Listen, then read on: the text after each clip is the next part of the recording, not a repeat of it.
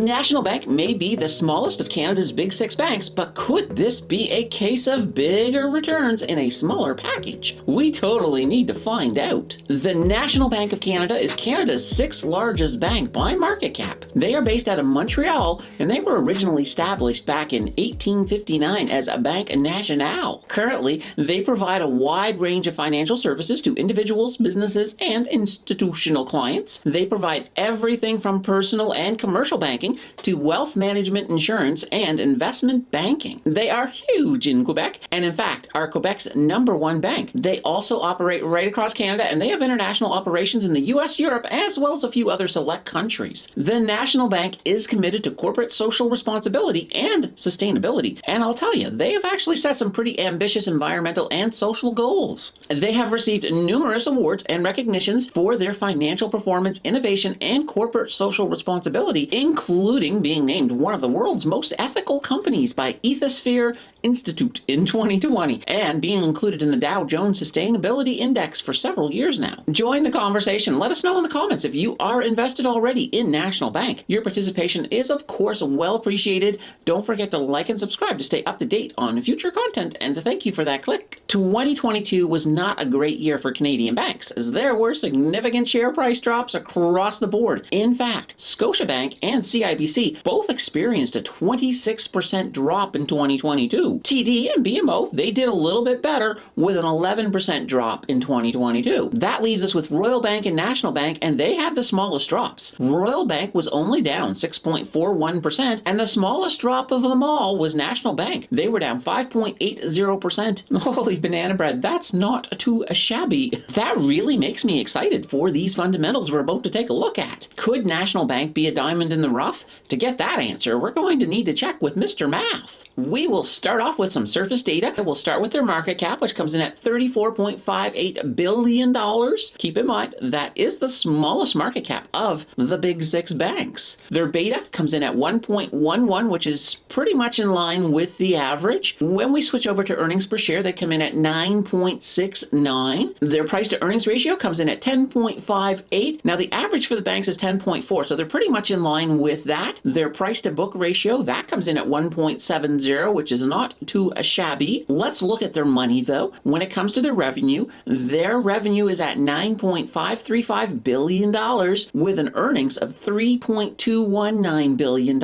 Interesting thing with their revenue is projected to increase by 5.82% per year, which is pretty darn good. Now, their free cash flow, that comes in at $4.964 billion. That's a lot of free cash flow. Gotta like that. And their return of equity comes in at 16%, which is not bad.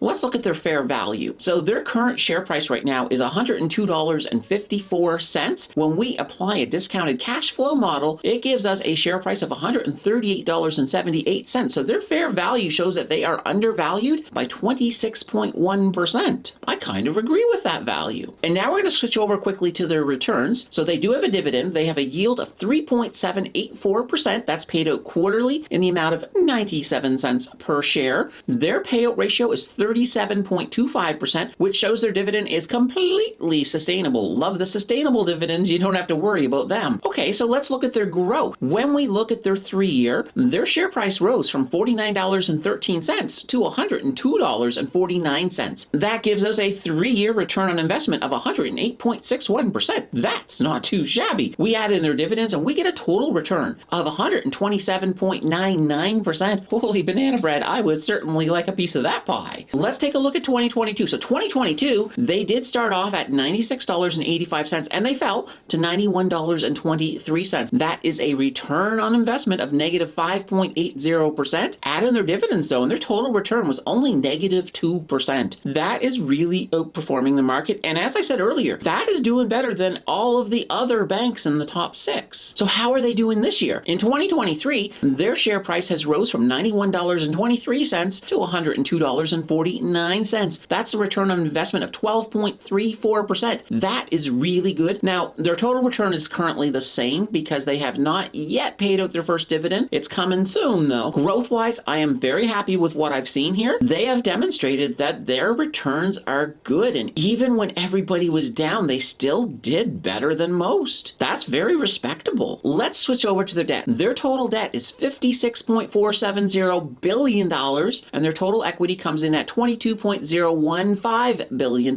That's a debt-to-equity ratio of 256.5%. By now, you guys know I hate high debt-to-equity ratios. However, when you are dealing with banks, higher debt-to-equity ratios are absolutely normal because, well, part of what banks do is they lend money out, and we'll talk a little bit more about that in just a bit. I do want to point out, though, when we look at their cash and equivalents, they've got $163.626 billion, and that to me is really fantastic because when you look at that, it shows that they can cover their debt without question, and that's a good thing. So let's break it down into short term. So with short term, their assets come in at $185.20 billion, and their liabilities come in at $363.25 billion. So their liabilities a little bit higher than their assets, but let's take a look at that long term. Long term, their assets come in at $233.14 billion, and their liabilities only come in at $33.08 billion. So that looks a lot better. And interestingly enough, those short-term assets can cover the long-term liabilities, and that is something I do like to see. Some of these debt numbers are big, but they really are not as bad as they could seem at first glance. For one, 71% of their liabilities are actually made up of low-risk funding sources. Also, when it comes to loans, they have 127% allowance for bad loans, and in fact, currently they only have 0.4%. That's great. They are doing really, really well, and normally when we see some bigger numbers in the debt, I'm not too happy, but I'm actually okay with their debt. So what is the final verdict? I do like these fundamentals, even the debt. Debts and banks are a normal part of the business, so a higher debt-to-equity ratio is, like I said earlier, expected. National Bank has some very deep pockets, so I am not concerned at all. They have done well through the financial downturn, falling less than the other five of the big six. This really does bode well for National Bank. Another really good sign is that they have been growing their earnings by 15% per year over their last 3 years. This is a fantastic sign that there are going to be some good times ahead for National Bank. One other really good omen is that there is much more insider buying than insider selling in regard to National Bank. This is a strong indication that those involved with the bank are very confident with their future. Of course,